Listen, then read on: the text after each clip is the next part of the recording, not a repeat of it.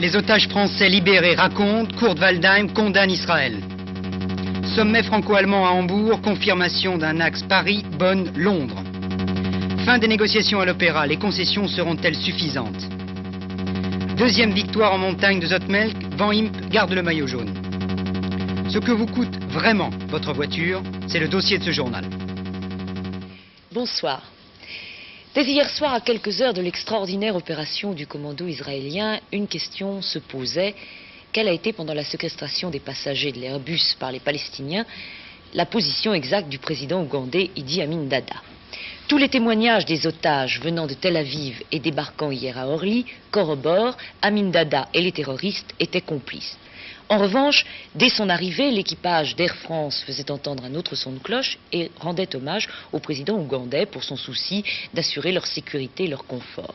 Sur le plan diplomatique international, la même dualité se retrouve. Si dans le camp occidental, la satisfaction est quasi générale, la France toutefois n'a fait aucun commentaire officiel, l'Union soviétique et les pays africains condamnent l'opération israélienne. En outre, et c'est à souligner, le secrétaire général de l'ONU, M. Kurt Waldheim, s'est élevé devant l'Organisation de l'Unité africaine, l'OUA, contre ce qu'il a appelé une incursion israélienne en Ouganda. La fin de l'attente, la fin de l'angoisse. Les 14 Français qui se trouvaient parmi les derniers otages des Palestiniens, avec eux les 12 membres de l'équipage de l'Airbus d'Air France, ont été longuement acclamés. Les embrassades des retrouvailles, les larmes de joie mêlées à des vivas pour Israël, des hurrahs pour l'équipage. L'émotion de parents retrouvant leurs enfants et puis les déclarations, peut-être partisanes, certainement passionnées, d'hommes ou de femmes, ayant vécu une détention qu'ils reprochent en commun aux Palestiniens et aux Ougandais. Les forces ougandaises étaient manifestement de connivence avec les commandos, de façon tout à fait évidente, avec embrassade entre les commandos et les forces ougandaises, avec également échange d'armes entre les commandos et les forces ougandaises, et à l'arrivée avec des chaudes félicitations des Ougandais aux commandos. C'était absolument évident. Pourtant, dès leur arrivée, les membres de l'équipage d'Air France, moins sensibles sans doute à la joie des Israéliens, disaient un communiqué dans lequel ils soulignaient l'aide apportée par le président Amin Dada sur l'aéroport d'Entebbe. Nous avons toujours été gardés par le commando qui avait reçu quelques renforts de Palestiniens, et nous avons toujours eu affaire à ces hommes-là. Ce sont toujours eux qui nous ont gardés. Je vous dis, l'attitude des autorités ougandaises, ça a été de nous fournir la nourriture,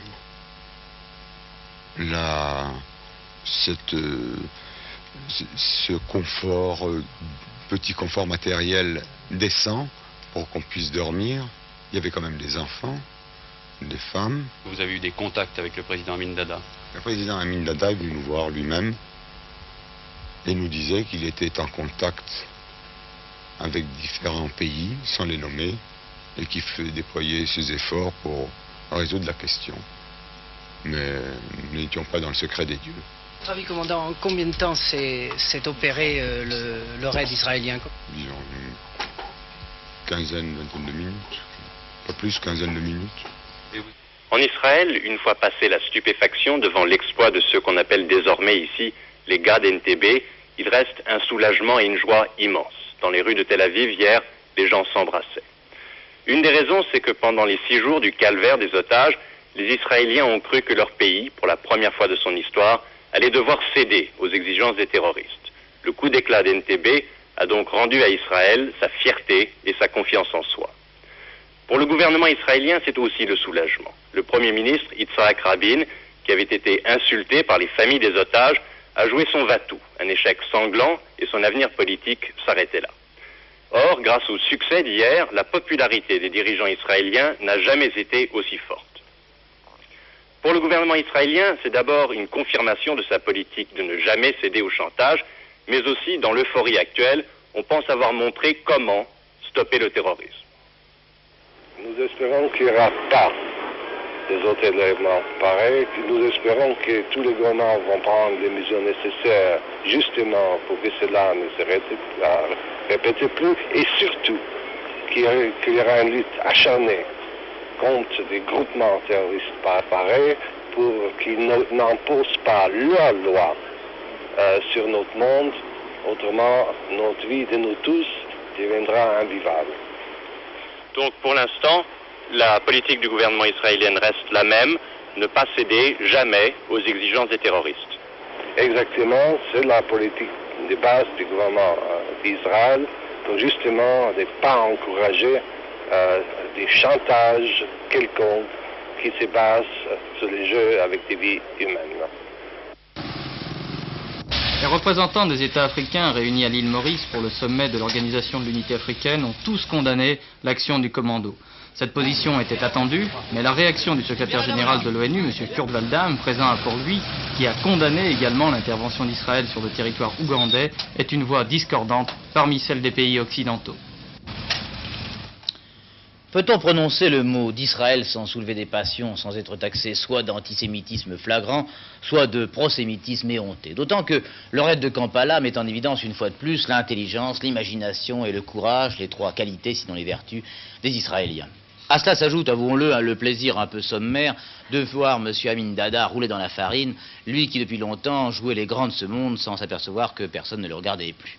Sentiment mis à part, on s'aperçoit d'abord que la souveraineté de certains pays d'Afrique ne vaut pas grand-chose, leçon de diplomatie. Ensuite, qu'une opération de commando bien menée a un effet de dissuasion aussi efficace parfois qu'une lourde armée en réserve, leçon de stratégie militaire.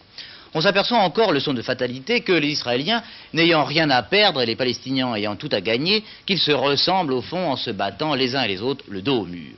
Ben Gurion disait, je crois, que chaque Israélien est un soldat sous les armes. Chaque Palestinien doit ressentir le même état. Tous sont condamnés à frapper plus fort et à répondre plus dur. Les Israéliens parce que le monde entier les abandonne dans les couloirs de l'ONU, les Palestiniens parce que certains de leurs chefs se prennent pour des présidents et que certains de leurs frères les fusillent dans les rues de Beyrouth. Kampala n'est qu'un épisode. Le feuilleton n'est pas fini. Il y aura d'autres aventures, d'autres otages, d'autres victimes, d'autres suspens surtout. À moins que les spectateurs, c'est-à-dire les autres pays du monde, se décident à tendre la main, je veux dire à tenter vraiment de résoudre le problème de la survie d'Israël et de celle des Palestiniens.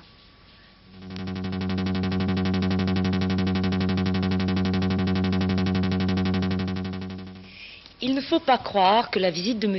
Giscard d'Estaing au chancelier Schmitt sera assombrie par le récent voyage du président français à Londres. Non, car M. Callaghan vient de séjourner à Bonn et a déjà tout raconté à M. Schmitt de la rencontre franco-britannique. C'est d'ailleurs ce que M. Valéry Giscard d'Estaing appelle des consultations triangulaires sur nos relations bilatérales réciproques. La dernière rencontre des deux chefs d'État s'était déroulée près de Nice. Suivant cet exemple de décentralisation, M. Schmitt, délaissant Bonn, a choisi Hambourg. C'est dans le cadre simple et intime de sa maison de banlieue, dans une cité paisible au milieu de voisins représentants de commerce ou éleveurs de lapins pour le plaisir, que Helmut Schmitt recevra ce soir à dîner son ami Valéry Giscard d'Estaing. En somme, Helmut Schmitt s'efforce pour ses électeurs de ressembler à un chancelier Monsieur Tout-le-Monde en recevant chez lui les grands de ce monde et singulièrement un président français populaire auprès du public allemand. Mais à quelques kilomètres de son domicile, dans l'enceinte de l'aéroport de Hambourg, Helmut Schmitt ne pouvait pas échapper aussi facilement au protocole et à la grande politique. Il s'agit maintenant de recoller les pots cassés entre Paris et Bonn au cours d'un printemps trop chaud et trop nerveux. Ce sera l'objet principal de ce sommet franco-allemand sur les rives de l'Elbe. Dans cette œuvre d'apaisement, autant le président français que le chancelier allemand ne se feront pas trop d'illusions sur les effets de leur très réelle amitié personnelle. Des divergences subsistent en effet entre Paris et Bonn, et l'existence de ce que l'on a appelé l'axe Paris-Bonn n'a pas réussi à les dissiper. Alors, une autre formule semble bien être en voie d'application sous la forme d'une sorte de relation triangulaire Londres-Bonn-Paris. En fait, on retrouve là l'idée de directoire lancée lors du dernier sommet de Nice par le président français, sans cependant que le terme directoire soit à présent cité. Peut-être pour ne pas froisser les petits pays de la communauté européenne, peu satisfait de voir résumer l'Europe des neuf à un simple triangle. Il ne fait cependant pas de doute ici que sur cette question, Helmut Schmitt a pris une sorte de virage à 180 degrés pour rester dans la géométrie. Comme Valéry Giscard d'Estaing, il semble convaincu que dans le monde politique et économique actuel, l'Europe se doit de prendre des décisions très rapidement, surtout par rapport aux évolutions assez imprévisibles et rapides sur les marchés mondiaux de l'énergie et des matières premières, et cela est fondamental. Mais les deux hommes d'État restent divergents quant aux méthodes et à la philosophie de cette action. En gros, et surtout par rapport aux pays des tiers-mondes, les Français restent assez pragmatiques et dirigistes, alors que les Allemands restent les champions, les apôtres du libre-échange total. L'arrivée des Anglais pragmatiques dans ce club à trois n'est donc pas vue comme une chose très mauvaise ou mauvaise, autant par Paris et Bonn. Et en définitive, au cours de ce sommet de Hambourg, cette ville libre qui subit en quelque sorte les appels du large, cette ville qui est aussi la patrie d'un chancelier allemand anglophile et anglophone, on peut dire que la Grande-Bretagne sera plus présente que jamais dans le passé au cours des dialogues franco-allemands. Demain, session parlementaire extraordinaire où Sénat, un refrain connu, les plus-values. À l'Assemblée nationale, les députés vont se pencher sur un projet gouvernemental concernant le code électoral. Alors tout d'abord, il s'agit de la sectorisation de Toulouse et Nice sur le modèle que l'on pratique déjà à Marseille et à Lyon. Ces deux villes sont partagées en secteurs, ce qui permet au conseil municipal de ne pas être forcément homogène puisque des listes différentes peuvent y être représentées. Ce premier point ne devrait pas rencontrer d'obstacle. Quant au deuxième, eh bien, il concerne le relèvement de la barre qui permet aux candidats de se présenter au deuxième tour des élections. Il lui fallait jusqu'ici au moins 10% des suffrages, il lui en faudrait 15%, et c'est là qu'encore une fois, beaucoup de députés risquent de ne pas être d'accord. À première vue, la modification gouvernementale peut paraître mineure. En élevant la barre, disait-on, on éliminait les candidatures fantaisistes. Mais outre le fait que la mesure sera dure pour les écologistes, on s'aperçoit qu'aux dernières législatives, elle aurait fait des ravages. 50% des candidats centristes auraient été éliminés, 40% chez les socialistes, 30% chez les communistes, 10% chez les giscardiens, 5% chez les gaullistes. Mieux, un député n'aurait pas pu être élu. Claude Michel, député de l'Eure, avait obtenu au premier tour de 73 14% des suffrages. Il aurait donc été éliminé. À voir les chiffres, on comprend pourquoi demain l'opposition va voter contre le projet. Mais il est plus difficile d'expliquer le tollé qu'il suscite à l'UDR. L'UDR qui, nous l'avons vu, perdrait peu de plumes dans l'aventure. Eh bien la raison, c'est que la loi, si elle était votée, pousserait davantage encore à l'alliance les partis moyens que sont les Républicains indépendants et le CDS. Pour ces deux groupes, l'accord est indispensable dès le premier tour, sous peine de mort. Ainsi verrait-on l'UDR face à ce qu'elle a toujours redouté, le front des centres qui peut apparaître comme une machine de guerre anti-gaulliste. Voilà pourquoi demain, on va encore tempêter dans le groupe de Claude Labbé. Le projet de loi aura du mal à en sortir indemne.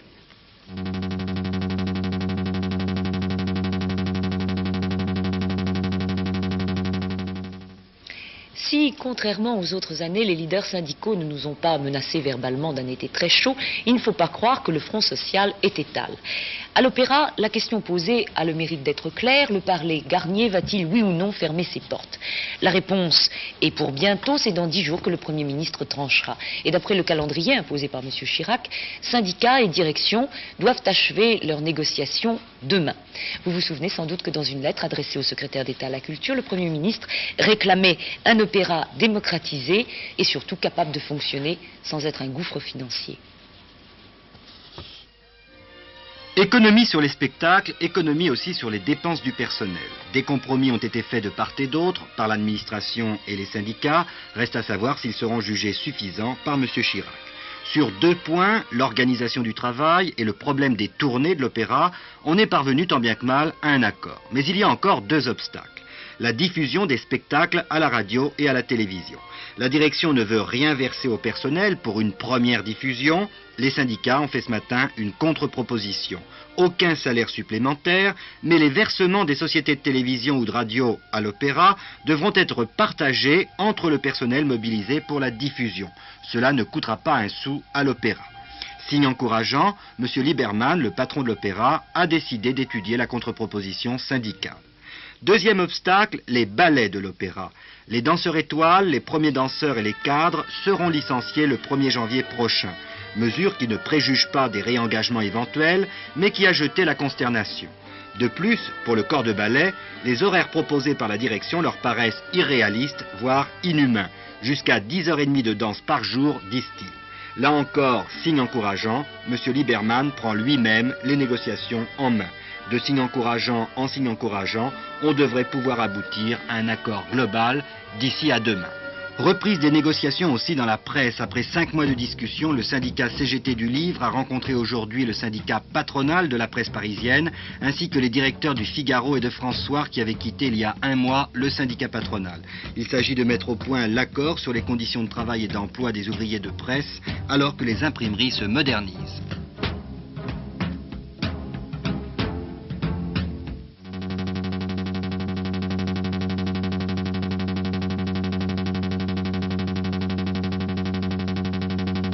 Début d'un nouveau procès à propos de la Corse devant la Cour de sûreté de l'État aujourd'hui, celui de Serge Cacciari. Il est accusé d'avoir tué le brigadier de CRS Serge Cassard lors de la nuit d'émeute de Bastia le 27 août dernier.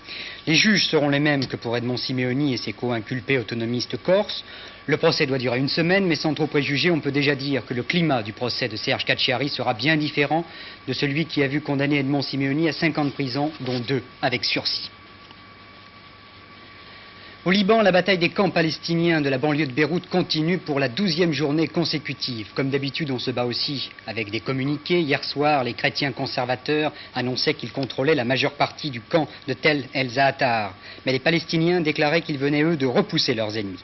Une chose est certaine, le bilan de cette guerre civile s'alourdit, des centaines de morts et de blessés chaque jour. Ce soir, en raison de la poursuite des combats, la conférence qui devait réunir les principales parties au conflit libanais a été annulée. En Espagne, il ne devrait pas y avoir de ministre réformateur dans le gouvernement de M. Adolfo Suárez. L'un après l'autre, en effet, les ministres dits libéraux de l'ancien gouvernement, M. Iribarne, ministre de l'Intérieur, le comte de Motrico, des Affaires étrangères, ou même M. Piquer et Gamero, refusent de participer au nouveau gouvernement. Ils pensent tous que M. Suárez, le président du gouvernement, n'ira pas assez loin dans les réformes et lui reprochent aussi de s'entourer de ministres appartenant à l'Opus Dei et de jeunes technocrates. Enfin, conséquence des élections italiennes, le président de la Chambre des députés est un communiste. Le président du Sénat est un démocrate chrétien, il s'agit même d'Amintore Fanfani. En fait, ces 2 élections se sont déroulées sans aucun problème, à l'amiable, les 2 principaux partis italiens se partageant les 2 chambres à la suite d'un accord négocié ce week-end entre les principaux partis politiques de la péninsule. Les communistes, très satisfaits de cet accord, voudraient bien que les discussions continuent dans un tel climat lorsqu'il s'agira de gouverner le pays. Ce n'est pas à nous, ceux de la vieille Europe, qu'il faut expliquer le sentiment de fierté que donne l'histoire. On comprend facilement l'enthousiasme qu'ont éprouvé ces millions d'Américains à célébrer leurs 200 ans d'existence. Mais ce qui toujours nous a frappé, c'est le goût immodéré qu'ils ont du confetti et de la revue à grand spectacle. Hier, des clochettes aux chars gigantesques et aux diverses reconstitutions historiques, l'Amérique s'est défoulée dans un super show. Tout commence au son des cloches. Cloche de la liberté. D'abord celle du porte-avions Enterprise, dont le président Ford tire la corne.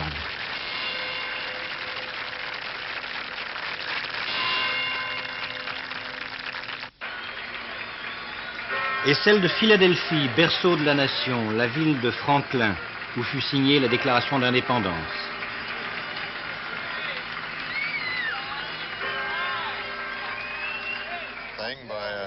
Reconstitution dans le port de New York, 200 grands voiliers comme ceux qui apportèrent aux insurgés les secours de la vieille Europe.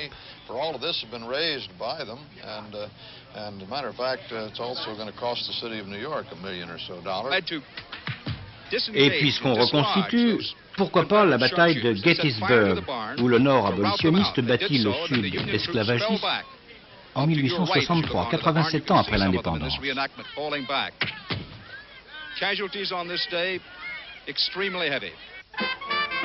Et partout la fête.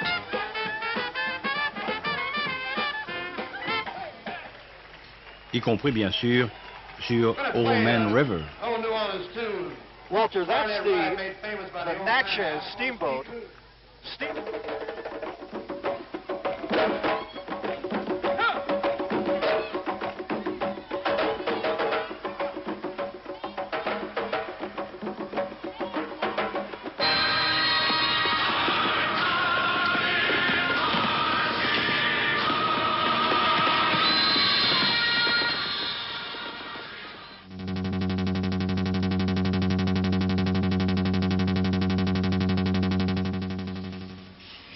Si on ne peut même plus compter sur l'Izoard, alors vraiment, les Tours de France ne sont plus ce qu'ils étaient. Car finalement, cette 10e étape n'aura fait que confirmer les qualités de grimpeurs de Van Impe et de Zotelmecq, confirmer le retour de la forme de Thévenet et surtout réaffirmer que Poulidor est toujours là.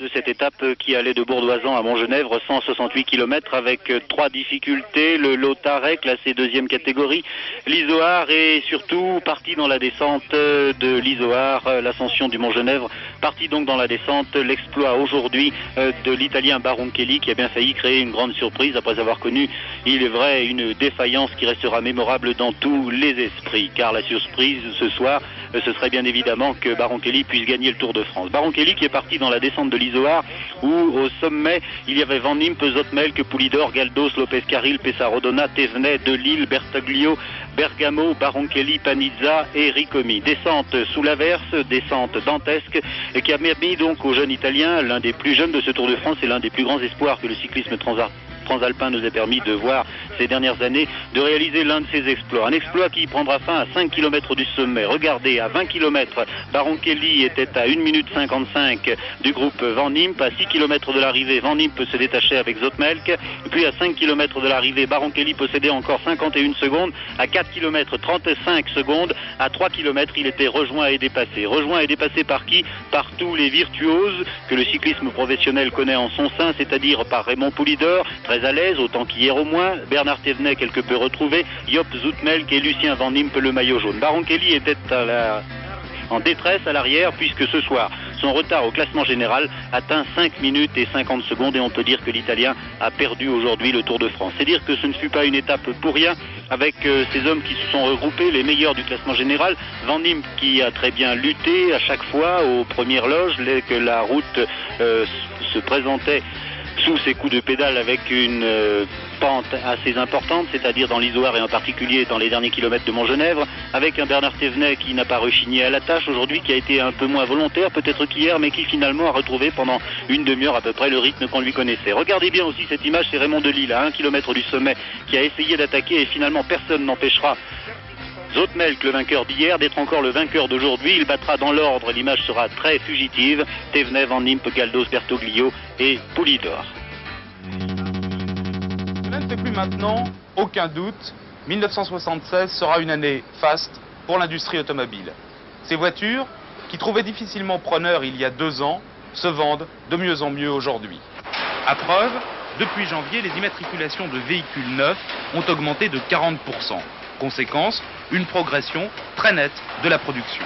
Au mois de mai, dernière statistique connue, la cadence était de 13 120 voitures par jour, c'est-à-dire 14% de plus qu'en mai 1975.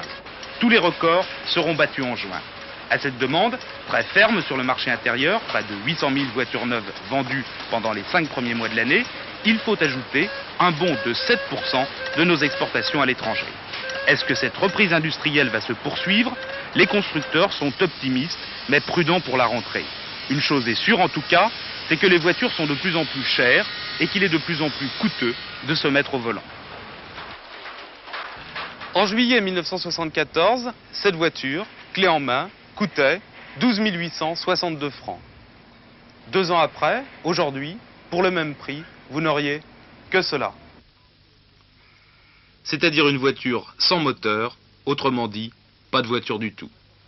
Aujourd'hui, cette voiture neuve coûte 17 900 francs, clé en main, une augmentation de 39% en 24 mois. Les pièces de fonte qui servent à fabriquer ce moteur ont augmenté de 40% en 2 ans. Pour sortir une coque de voiture des presses, il faut près d'1 tonne d'acier. Or, l'acier avec lequel on a moulé cette carrosserie a fait un bond de 39%. Une hausse qui se répercute aussi sur les portières et les capots. Pendant la même période, le prix du cuivre a doublé. Or, le cuivre est à la base de tous les circuits électriques. Les gommes, les tissus synthétiques sont eux aussi plus chers. Conséquence, une hausse de 30% sur les pneumatiques. Il y a bien sûr aussi des augmentations purement techniques, par exemple la ceinture de sécurité ou le double circuit de freinage obligatoire, plus 3%. Depuis 2 ans aussi, les salaires et les charges sociales ont augmenté. Pour une ER5, Coût de la main-d'œuvre, plus 130%. Reste l'énergie qui fait tourner les machines. Pour amener une R5 en bout de chaîne de montage, il faut 1,5 tonne de fioul lourd, plus 233%. C'est fini, vive les vacances. Cette voiture neuve que je viens d'acheter m'a quand même coûté 5000 francs de plus qu'il y a 2 ans, clé en main. Et il faut y ajouter le prix de l'essence, celui des parkings, celui des péages d'autoroute, le prix de l'assurance et aussi le coût de l'entretien de ma voiture. Bref, en 2 ans, tout a augmenté. Pour se mettre au volant, il faut prendre une assurance. C'est l'augmentation la moins spectaculaire. Je payais 678 francs par an en juillet 1974. Je viens de payer 743 francs plus 14,6%. Ce n'est pas énorme car le coût d'un accident a augmenté de 40% en 2 ans. Si la hausse a été si faible en proportion de l'augmentation du coût des accidents, c'est grâce à la réduction du nombre des accidents, du nombre des tués et du nombre des blessés. En 2 ans, il y a eu 16% de tués en moins, 6% de blessés en moins, cependant avec un parc en augmentation de 8%. Les assurés ont donc touché les bénéfices de la politique de sécurité routière.